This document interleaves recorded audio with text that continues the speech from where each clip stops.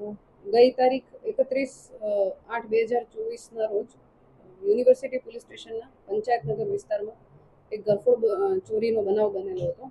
જેમાં જે ફરિયાદી છે એમના ઘરમાંથી 9,06,000 જેટલી કિંમતના સોનાના ઘરેણા, ચાંદીની વસ્તુઓ,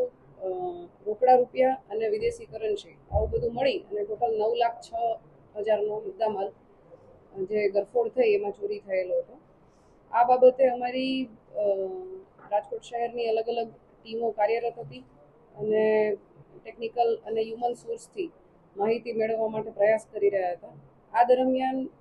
ઝોન 2 એલસીબીની ટીમ અને યુનિવર્સિટી પોલીસ સ્ટેશનની ટીમને માહિતી મળેલ કે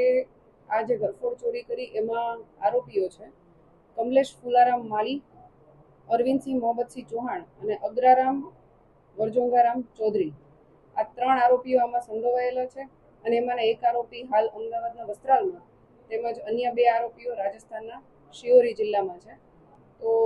શહેર પોલીસની અલગ અલગ ટીમો બનાવવામાં આવી અને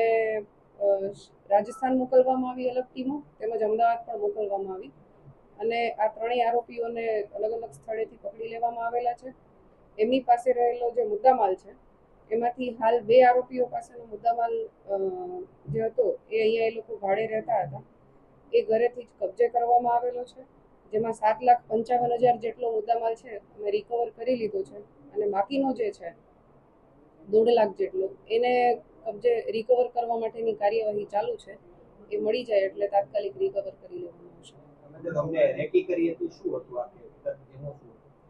આ લોકોએ ઘર બંધ જોયું અને એકાદ ચક્કર માર્યો હતો આજુબાજુમાં, થોડી રેકી કરી હતી અને પછી ઘર બંધ જણાયું તો ઘર 20 દિવસથી બંધ હતું